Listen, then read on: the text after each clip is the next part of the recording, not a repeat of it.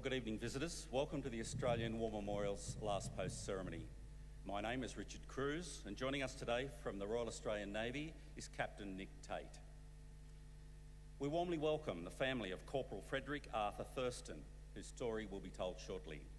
As always, we welcome the veterans who have served, those that are still serving, and the families that love and support them. We acknowledge the members of RSL and Services Clubs Association, RSL Victoria and RSL Queensland, who are watching the broadcast of this ceremony across Australia. And during this evening's ceremony, wreaths will be laid at the base of the Pool of Reflection by family and visitors to the memorial. If you feel comfortable and can do so, please stand and join in singing the national anthem.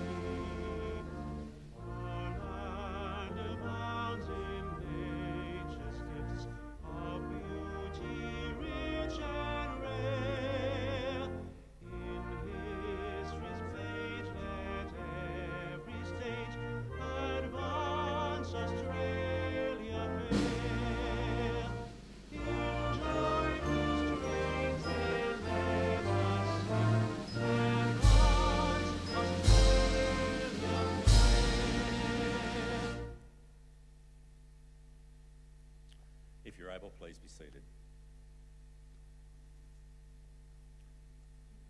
The Australian War Memorial was the vision of Charles Bean, Australia's First World War official historian. Bean landed with the Australian troops on Gallipoli and stayed with them at the front through to the end of the war. The idea of this national memorial and museum came to him at Pozières, France, in the depths of the bloody fighting of 1916. Bean's idea was that this would be a place where families and friends could mourn their loved ones buried in faraway places. It would also be a place that could help all Australians understand what these men and women had endured and what they had done for us. Bean's vision, to which we remain true, is best expressed as inscribed in the entrance to the memorial's galleries. Here is their spirit, in the heart of the land they loved, and here we guard the record which they themselves made. Tonight we'll read the story behind just one of those on the Roll of Honour, which lists the names of more than 102,000 men and women who have given their lives for us in war and in operations for more than a century. But first we present a lament, Flowers of the Forest. Wreaths and floral tributes will now be laid at the base of the Pool of Reflection.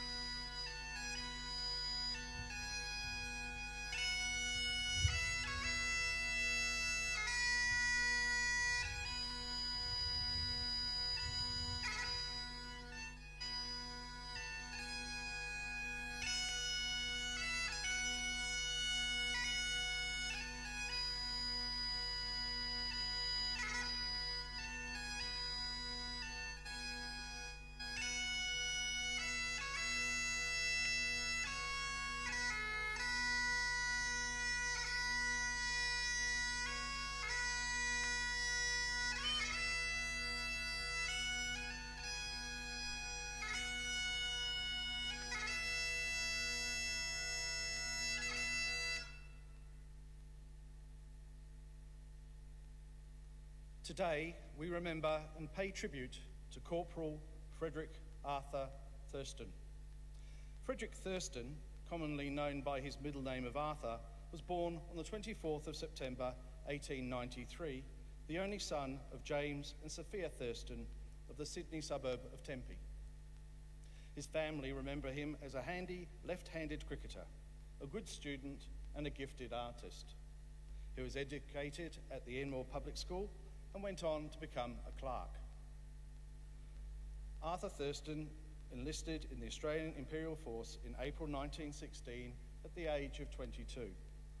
He underwent a period of training in Australia before leaving for active service overseas with reinforcements to the 33rd Battalion the following August. Private Thurston first went to England, where he continued training on the Salisbury Plain before being sent to fight on the Western Front. The 33rd Battalion did not participate in a major battle until mid-1917, when it took part in the Battle of Messines. Private Thurston was serving as a company runner and immediately distinguished himself.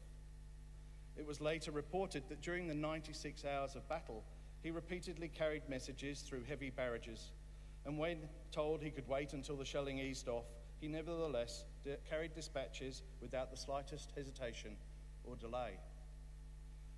For his action at Messines, Thurston was awarded the Military Medal, the citation for which reads, "By his remarkable coolness and courage, his cheerful readiness for any duty, his fearlessness and his devotion to duty, he set a splendid example to all ranks." Thurston was soon promoted to corporal, but a few weeks later he was wounded when a bomb accidentally exploded in front of him. He was sent to hospital in England to treat the wounds to his chest and face. Fortunately, they were not as serious as they could have been, and he rejoined the 33rd Battalion in the field in November 1917. As the winter wore off in early 1918, the 33rd Battalion resumed offensive activity, and again, Corporal Thurston distinguished himself. During a raid on enemy trenches near Warnington, he was in charge of a Lewis gun team placed to cover the infantry's furthest advance. When the enemy counter-attacked, Thurston directed fire not only from his machine gun, but from nearby riflemen and rifle grenades, which successfully broke up the counter-attack and ensured protection for the raiding party. He was awarded a bar to his military medal, the citation reading, "His action was most determined, courageous, and invaluable to the night assault." A month later, Thurston was in the thick of it yet again. He was awarded a second bar to his military medal, his third decoration, for conspicuous gallantry and devotion to duty. On the 30th of March 1918, the 33rd Battalion counterattacked German forces that had pushed on towards Villers-Bretonneux. His citation said, "This non-commissioned officer led his men in a highly capable and determined manner in the face of exceedingly heavy machine gun and rifle fire." Although badly wounded in the arm, he refused to be evacuated and did exceptionally good work in reorganising the company and consolidating the new line. Once again, it was noted that by his wonderful cheerfulness and optimism, his highly courageous leadership and his steadfastness, he was a splendid example to his company, which had suffered very heavy casualties. After receiving treatment for his wounded arm at a hospital in Rouen, this remarkable soldier was sent to aspirant officer school. Shortly after his return to the battalion, he was then called again into action. On the morning of the 30th of August 1918, as the battalion advanced towards Payron, Corporal Arthur Thurston and two other men were hit by an artillery shell and killed instantly. It was the only time Thurston had been in battle and not decorated for it. Corporal Arthur Thurston was buried where he fell, but later reinterred at the Payron Communal Cemetery Extension, where his remains lie today under the words, "Thy will be done." He was 24 years old. His name is listed on the Roll of Honour on my right, amongst almost 62,000 Australians who died while serving in the First World War. His photograph is displayed today beside the pool of reflection. This is but one of the many stories of service and sacrifice told here at the Australian War Memorial. We now remember Corporal Frederick Arthur Thurston, who gave his life for us, for our freedoms, and in the hope of a better world.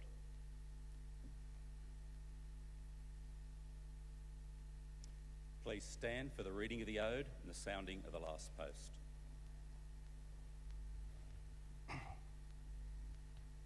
They shall grow not old, as we that are left grow old. Age shall not weary, nor the years condemn. At the going down of the sun, and in the morning, we will remember them. We will remember them.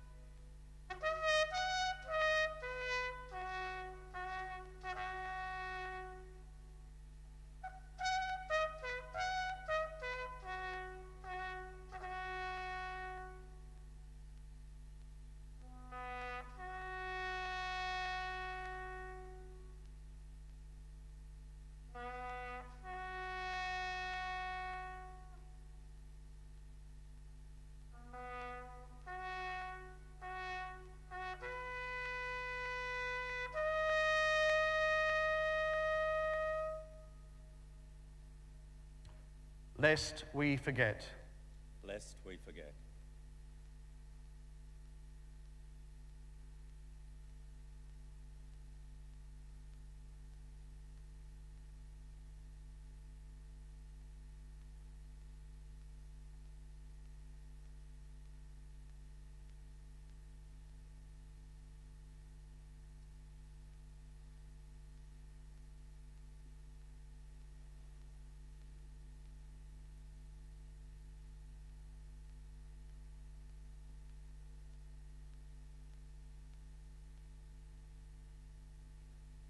We leave you this evening with the words of the memorial's founder, Charles Bean.